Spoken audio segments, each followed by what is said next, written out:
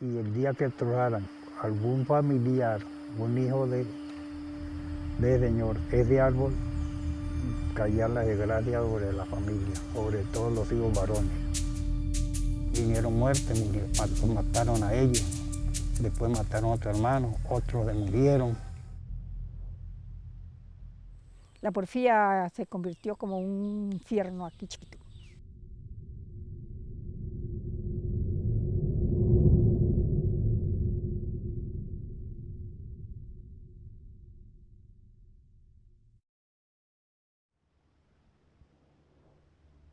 Bueno, resulta que mi papá era ambicioso al ganado y a la plata, y él, para volverse más rico de lo que eran ricos, hizo un pauto satánico.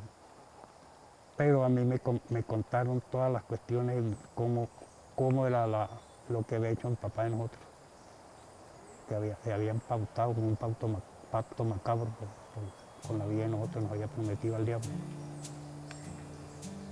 Y uno, pues, las cosas que uno miraba y lo que sucedía, qué iba uno a esperar y no era que eso es cierto.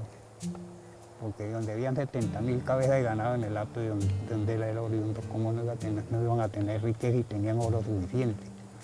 Entonces, y todavía se atrevió a hacer pacto y comprometió a los hijos legítimos al diablo.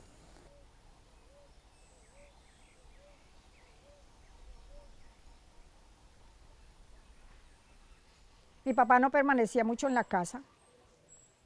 Él vivía de un lado al otro. Era gallero, le gustaban mucho los gallos. Tenía su cuerda de gallos, yo no sé cómo lo llamarán, pero era un cuerda donde mantenían los gallos de pelea y él, eso sí era, ni se los tocaran. Muy estricto con sus hijos, sí. Por ejemplo, con todos los árboles de naranjo en la época de cosecha, que viene a ser noviembre, él le hacía bajar un bulto de naranjas y él se sentaba en las mañanas a la orilla del caño, debajo de un mango, en una silla y nos llamaba a todos. A todos nos daba 2 naranjas y él se comía las otras, pero en la mano tenía un látigo. Y en la otra mano tenía una botella de manteca de güiro, de aceite de güiro, lo que quieran llamarle. Y a todos nos daba el que no se lo tomaba le daba un latigazo. Entonces uno por el susto se lo tomaba porque yo le tenía terror a ese aceite. Era un olor y un sabor aterrador, pero él no los daba, no obligaba a hacerlo. Mi mamá me contaba que cuando yo nací, él me puso una inyección de estreptomicina y que de inmediato quedé muerta. Ella dice que me tuvo 3 horas en un platón de agua tibia hasta revivirme otra vez. Él se hacía médico tegua para hacerle a uno todo lo que pudiera, inyectarlo con lo que quisiera, aunque no lo necesitara. Fuimos 14. Saquemos la cuenta, mire, por los varones: Abel, Carlos, Alejandro, Héctor, Raúl, Fidel, Dagoberto. Todos ellos ya muertos, ya ellos los asesinaron. 3 de ellos fueron asesinados. Las mujeres quedan Fulvia, Amelia, Olga, Yolanda y mi persona. los más pegados éramos los menores. Donde era Dagoberto, ella tenía cualquier cosa así, hermano, por lo menos yo iba a alguna parte y ahí no tenía revólver, me daba el revólver de él. O no tenía alguna cosa, hermano, o él no tenía alguna cosa, hermano, tenga esto, usted lo necesita. Yolanda y Omaira, los más pegados que habíamos de la familia, que casi nos criamos casi todos juntos.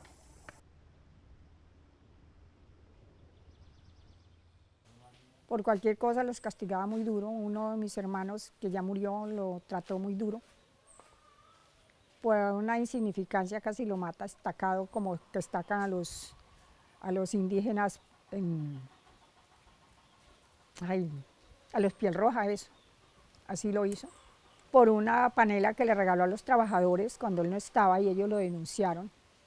Entonces por eso lo iba matando. La porfía era grande, muy hermosa, sí, pero allá había que todo para algo, si él no daba permiso no se podía coger.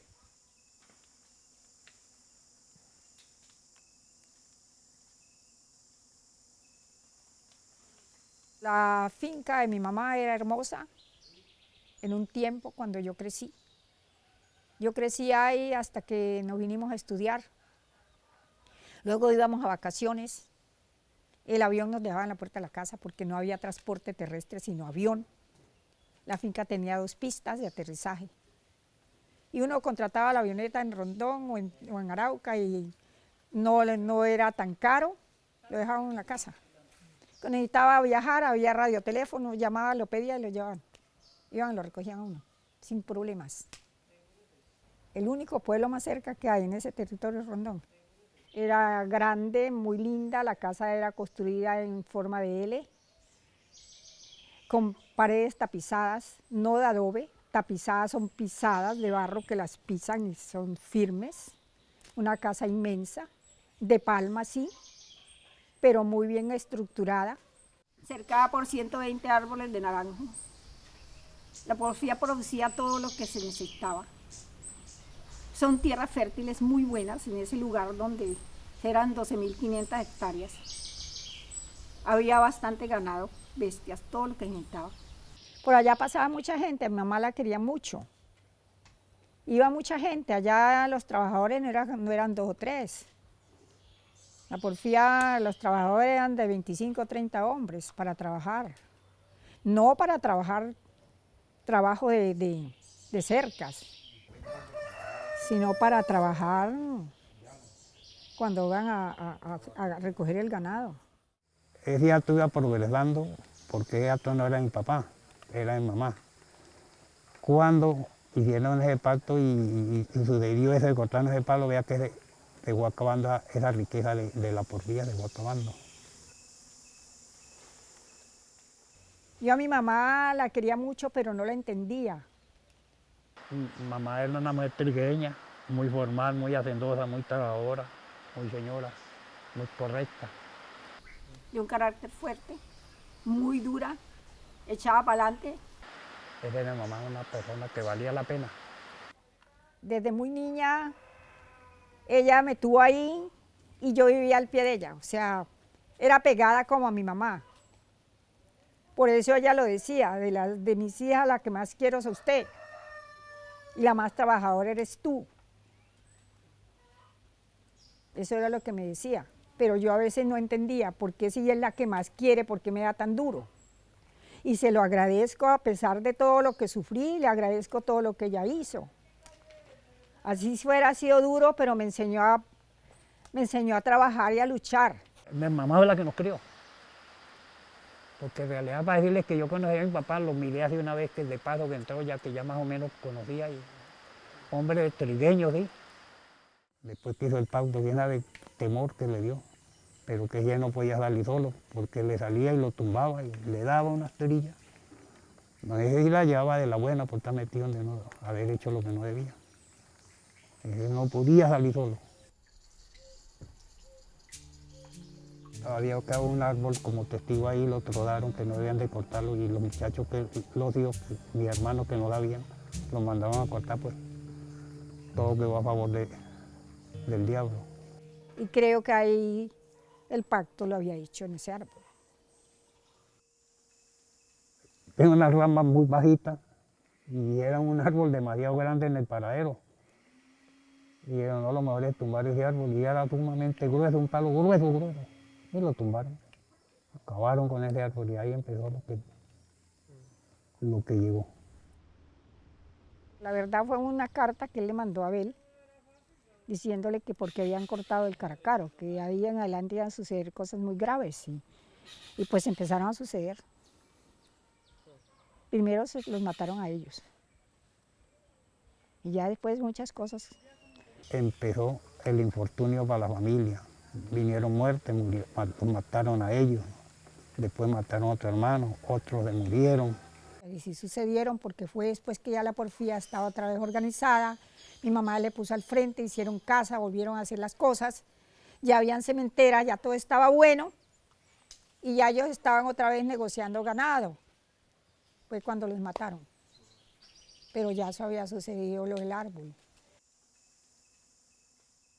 Mi mamá solo ella lo contaba porque ella miraba a mi papá hablar con otra persona, pero ella no veía a la otra persona.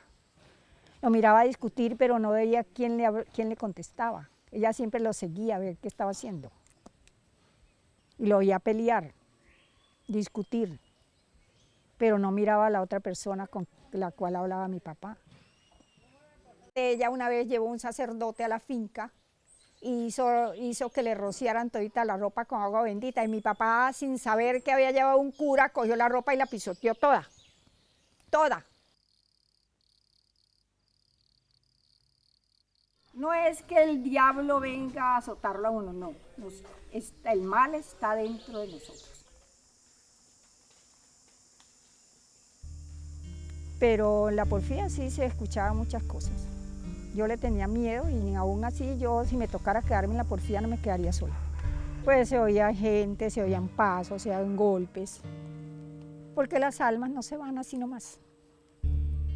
No lo podía creer de que hubiera algo, que tuviera los cascos como un gallo y que llegara a la casa en una mula de noche con espuelas de las que usaban antes para pinchar la bestia.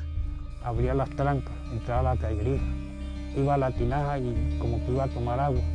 Entraba a la casa, le daba 3 golpes a la tinaja y los perros aullaban y de todo, mamá decía. Paraba para la cocina, movía las perolas como que iba a comer, andaba en espuelado. A veces llamaba al viejo, el viejo salía y le daba una zumba, porque el viejo siempre le reclamaba. El viejo aparecía todo morado los ojos, eso lo contaba mamá. Y a veces le tocaba amanecer en vela custodiando el viejo porque le llegaba el diablo a darle golpes allá, porque sí le daban. Y salía y se iba.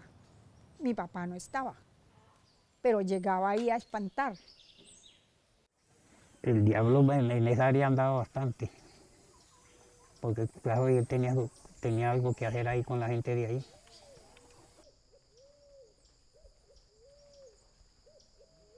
Porque él hizo ese pacto cuando mis hermanos eran jovencitos. O sea, niños, no adolescentes. Porque cuando eran adolescentes ya mi papá no estaba con nosotros, ya nos había abandonado. Todo eso lo hizo mi papá, pero después se arrepintió y los que pagaron fueron mis hermanos, los varones, que son los que él comprometió.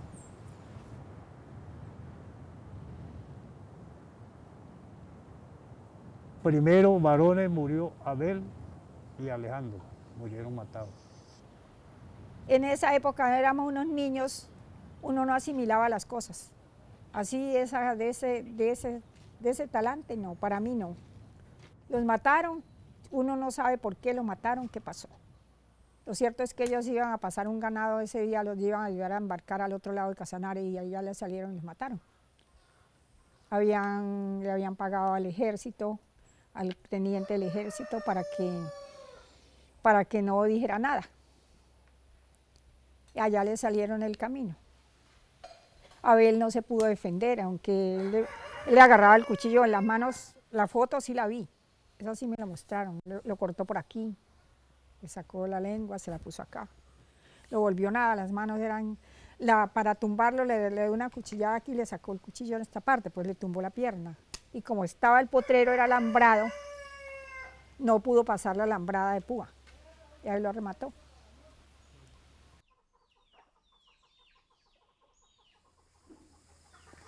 Y otros pues murieron, pues, muerte natural, pero de todos modos murieron.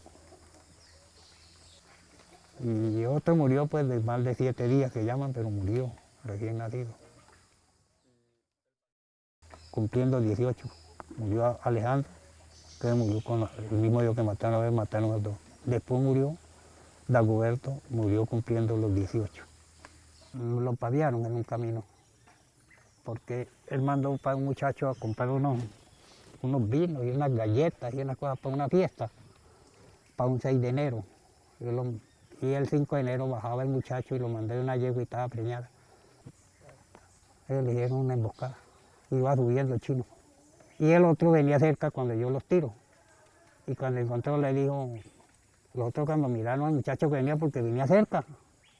Ahí donde tiene su mamá casa, su abuelita, de ahí para abajito iba el otro muchacho. Y ahí abajito, donde lo mataron, él escuchó los tiros y siguió. Todavía estaba vivo mi hermano. Cuando llegó dijo, Álvaro, deme agua que tengo mucha sed, tengo mucha sed. Mi mamá la vinieron a buscar en una avioneta, pero ella no estaba porque esa noche había nacido el hijo de Amelia. O sea, murió un Alejandro y nació otro Alejandro, porque a él le pusieron el nombre de mi hermano, al sobrino, y ese también lo mataron, de 20 años el muchacho. Entonces, mi mamá no pudo ir, se fue mi hermano Carlos al pueblo y mi mamá se fue a caballo. ¿Usted sabe cuánto gastaba de esa época en el Rondón, de la finca Rondón? 11 horas a caballo. Por solo camino, sin trocha y sin nada. Cuando llegó a Rondón, llegando a Rondón, le dijeron, el que la llevaba era el esposo de mi hermana Amelia y la dejó en el camino con otra persona y ella mismo le aventó, le dijo que le habían matado a los hijos. Mamá se cayó del caballo privada.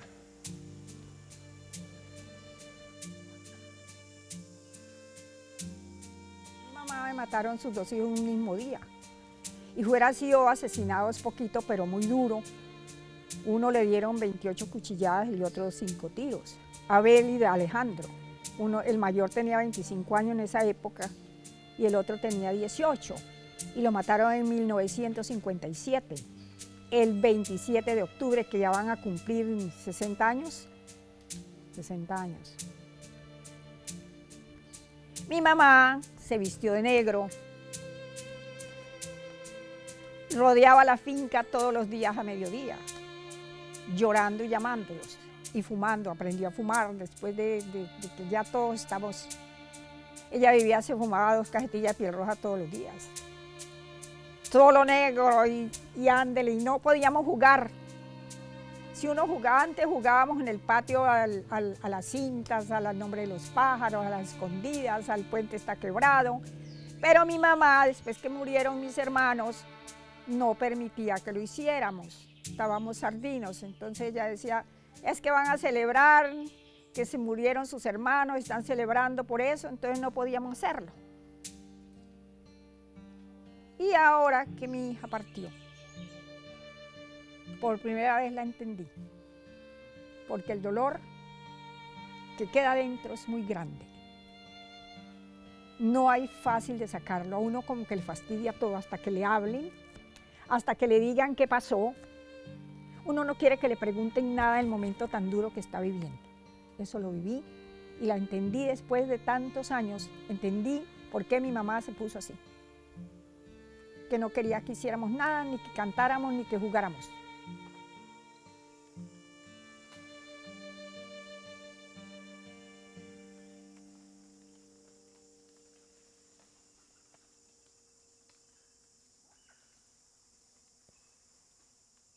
Realmente ya no pienso nada. Ya lo que hicieron, lo hicieron. Si mi papá hizo eso, pues él ya partió hace muchos años, en el 60, en 1961 murió. No sé nada. Él nos abandonó, nunca lo volví a ver. Yo solo quería a mi mamá.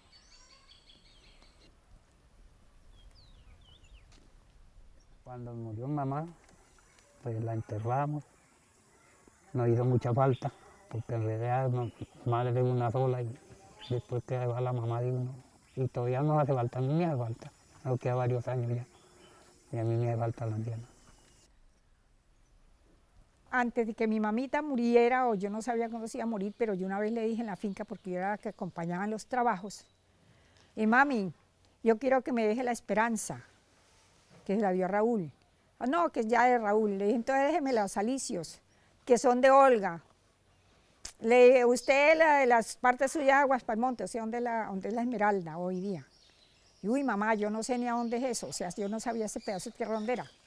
Y la otra, la mía, en el mapa aparece como Las Queseras. Yo tengo el mapa. Entonces, que ya esa le tocó a Amelia, que entonces ya para las queseras. No había nada. Era una tierra sin nada, absolutamente sin nada. Lo que pasa es que mi mamá murió y las tierras no estaban tituladas. Entonces nosotros titulamos, cada uno tituló una parte, o sea, mi hermano Raúl quedó encargado de repartir las tierras, pero no quiso, se las cedió a mi hermano Carlos, y mi hermano Carlos repartió como él quiso.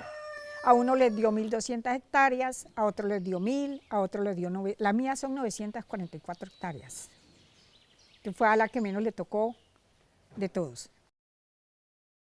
Para mí Masada es tierra que fluye leche y miel, como en Israel, la tierra que Dios le dio a los israelitas, para mí la llamo así. Es tierra bendecida, nunca voy a confesar que se va a arruinar, que se va a acabar, no, que va a ser prosperada, sí, lo estoy viendo, actualmente la estoy viendo muy prosperada y muy linda. Mi mamá decía lo contrario, cuando yo me muera esto se acaba, esto se acaba, esto se acaba, no queda nada. Y ahí está, no queda nada, nada, quedan 333 hectáreas, lo que quedó cercado, la casa la demolieron. La cantidad de murciélagos invadió la casa, o sea, se volvió inhabitable. Ya no es ni la sombra, ni el rastro de lo que fue. Y la historia de la porfía no son mitos ni leyendas, son verdades.